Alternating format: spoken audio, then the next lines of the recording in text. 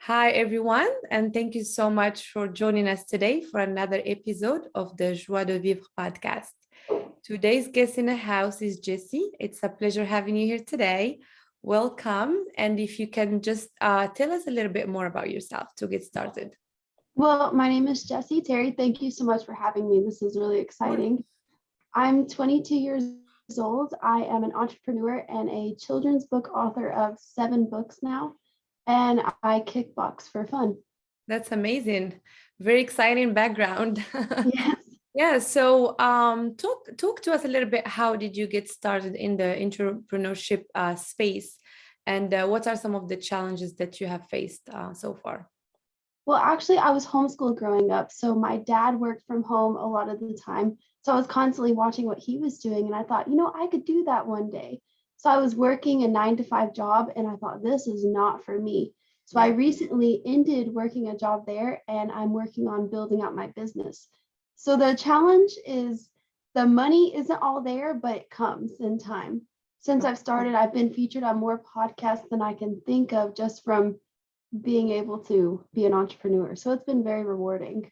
That's beautiful. And so we want to touch a little bit on this episode and focus on the gift. So basically, following your gift versus your passion, because we all have a passion, but we have to start somewhere before we get to that comfort zone or comfort level where we can do something that we love.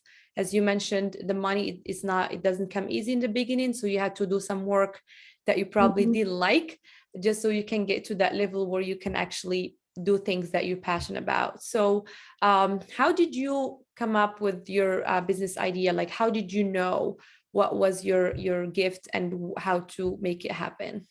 Well, I have a passion for working with children. And ever since I was little, I can just remember when I was drawing pictures all the time. And I thought, what, I could use this. So I started creating these little characters because I've got 2 nieces that are under the age of 10. And I was watching how much they were playing on their phones.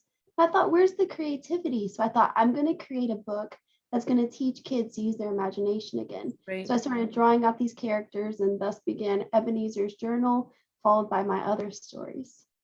Because kids need to use their imagination. It's so important. That's such an honorable contribution because nowadays with technology, kids are on the screens for a long time. So we thank you so much for this initiative because we really need more people like you who will actually guide the kids through a creative journey versus just like getting, sitting and watching something that's already in there.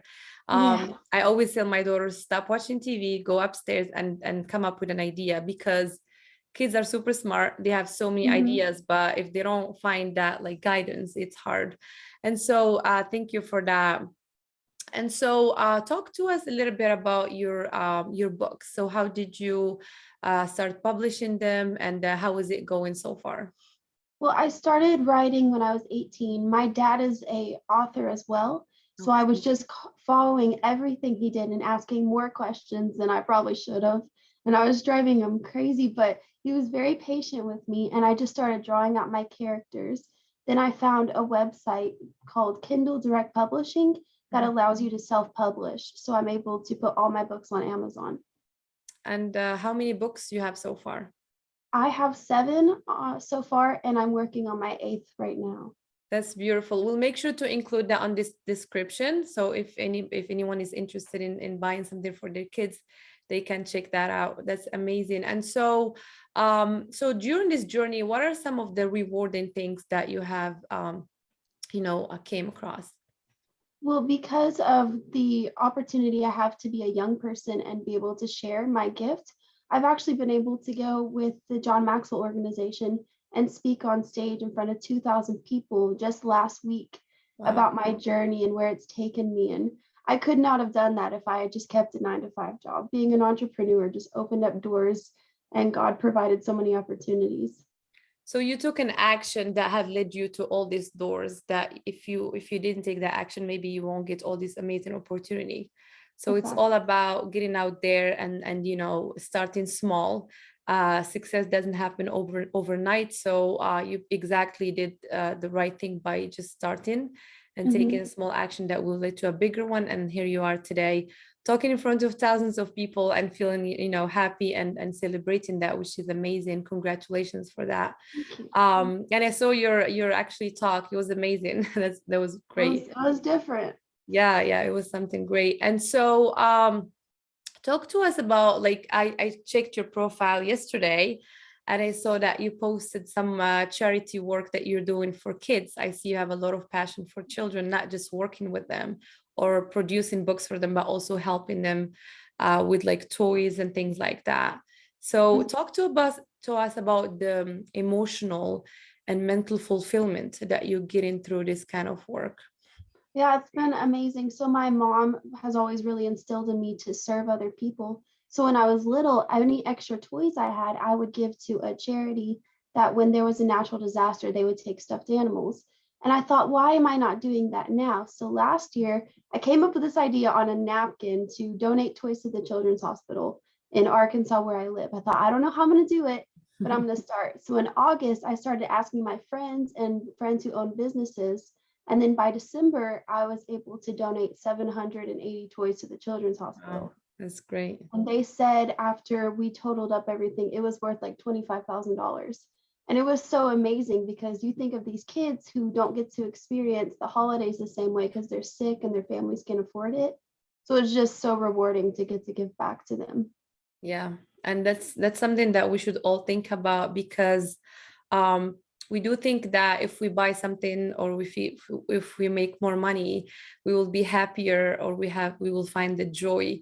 But those little things that we do to help others can actually bring us more happiness than we expect. Oh, yeah.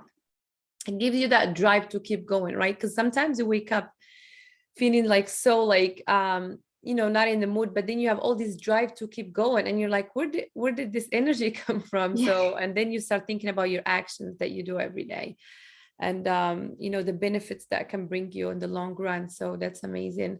So what are some of the tips you can share with young female entrepreneurs who are just starting, or who are thinking to start a business, but they're afraid of failure? They don't know how to get started and they don't have someone to support them along the way. Well, I would say do not quit, because if you start and then you just give up, you're never going to see results. And when you do have those failures, that's when you have the opportunity to grow. Because in the last 5 years of trying to figure out how I'm going to do this, I've had lots of failures, but I have to look back and say, I did this for a reason. I know God has a plan for me. So you have to take a minute for yourself. Sometimes you get so overwhelmed, you just have to sit back and take a minute to relax, but do not quit, because God has a purpose for you. And if you just stop, you're never going to be able to fulfill that. So just keep going. And if you ever need someone to talk to, you've got your family or friends, just reach out to them, but don't share your dreams with everybody, because there are dream crushers. You've got to find people who will instill good values into you. Indeed. And what keeps you actually going personally on days where you feel like maybe this is not the right thing to do? Do you go to seek, support from your parents? Do you talk to like a specific coach? Like, what are some of the tools that you use to keep the motivation going and the drive? Well, for me, since I'm a Christian, I pray a lot and I talk to God about it. And I have such amazing parents that are always putting like, you can do this, just always encouraging me. But my biggest motivator is probably my nieces, because when I started writing books, they were saying, this is so cute and this is going to go viral. And that innocence that they have to be able to have such big dreams and be able to speak into my life, because no one has told them they can't do it. So they're just always telling me, you got this. And I'm like, yeah, I do. Yeah. Well, yeah. I'm so excited. Sometimes little kids can give us more motivation than adults. Yeah, they have no limitations. Like, you got this. Yes, and you know that they're super honest, so there is no way they're just telling you. Oh yeah, they've definitely been very honest. That's amazing. So there's always going to be someone there out for you to pretty much listen to you, or just naturally motivate you, like family members, good friends, and even colleagues sometimes can bring you some positive, energy through their like when they talk to you about something that you're not sure about, or on days where you're not sure about what you're doing. And there is nothing wrong with that, because we don't need to feel like we're not supposed to be feeling down or like doubt ourselves. It's a very natural feeling. We Yeah. go through a lot in life, and we have to balance everything, you know, and especially the older we get, the more responsibilities we get. And so sometimes we feel like, oh, we're not supposed to feel this way, but it's not true. We have to embrace those feelings. It's okay to feel disappointment, but you can't let it consume you. Yeah. For Yeah. sure. Yeah. You just have to like take a step back, reflect, and move forward pretty much. That's great. Definitely. So, if you had to share one small story with us today, to give us more motivation and to help young females out there keeping up with everything that's happening nowadays, what would be that story? It can be about your boxing journey, about your writing journey. Feel free to choose something. Well, actually, with my kickboxing journey, that's probably a good one to share. When I was doing my kickboxing, I was also competing for a state pageant, and everyone said I was crazy and I shouldn't be doing it. And then I was training while still pageant prepping, and I found out one of my teammates had actually went to my opponent and told her everything I was doing to train. So everything was opposing me, and I just had to keep going. And I'm so glad I did, because my nieces were watching and they're like, Jessie, you got this. You can do this. Look how big your muscles are. And they're just hyping me up. And I just had to keep going, because if I had quit and I had said, I'm not going to do this cage fight, I wouldn't have stepped in the cage. I wouldn't have won. And I wouldn't have had such a rewarding feeling. And my nieces are able to look back and go, well, if she can do it, then I don't have to quit either. Yeah. And it's been incredible. And now I have the opportunity in just 3 weeks to compete for Miss Arkansas USA. So That's all these great. things I'm able to do and share have really led up to that moment. Yes, and not only you impacting yourself in the long run, you also impacting your nieces, and you know, influencing young, you know, girls and females out there, and women who are Mhm. actually needing that, you know, that little push. And when they Yeah, see you and they hear you, they're like, you know what? If she can do it, I can do it, right? yeah, And we all can. And so it's a beautiful way to, like, you know, move forward, you know, as a young entrepreneur, but also bringing, you know, the crowd with you and move, you know, and kind of like follow that positive direction. So it's yeah. such an inspiring story, and it's very like you're talking about it and I'm like trying to imagine you doing the you know, the fights, and I'm like, It okay. was so much fun. It was scary, but it was rewarding. But when you think that no one is watching, there's always somebody watching you. You're an influence to somebody, whether it's positive or negative. So you have to think about, as a young entrepreneur, what you're putting on social media. If you're putting you in parties and other things, if you want to have these business opportunities, you may not have those opportunities because of what you're putting on social media. So people are watching. So you Yes. have to always be mindful of the content you're putting out. Positivity, not you partying all the time, because that Yeah. does not always end well. I mean, I totally agree with you, because I think, I believe 2 weeks ago I posted a video about tongue ties, because I went through an experience with my boy, and I got some feedback of people saying, I don't think people gonna see it or they're gonna like it because you've been talking about mental health, mental well-being and emotional well-being for a while, and it's kind of Mhm. like different. I was like, no, it's never gonna be different, because I went through this situation with my son, and I'm sure there's other women out there who needs to hear what I'm hearing, because I invited a therapist who was talking about best practices and how to go about fixing it, which is Mhm. something I had to kind of learn on my own through that experience. And it Mhm. wasn't an easy one. And so like 2 days later, I'm getting this like message from an amazing lady telling me, thank you so much. I always knew this was something bothering my son, but I wasn't sure about it. Now I'm gonna go and get it checked out by the proper, you know, doctor. And I was like, oh my God, this makes me so happy, because that's exactly the point. There is someone out Mhm. there who Even needs if it's that, just one person. exactly, who needs that content, and I'm sure she will tell someone. And that's pretty much the whole point of being exposed, you know, and share Mhm. your experiences and good content that will inspire others. And we're so Exactly. grateful for these times, because back in the days, the time of our grandparents and parents, they didn't have this opportunity, right? And Mhm.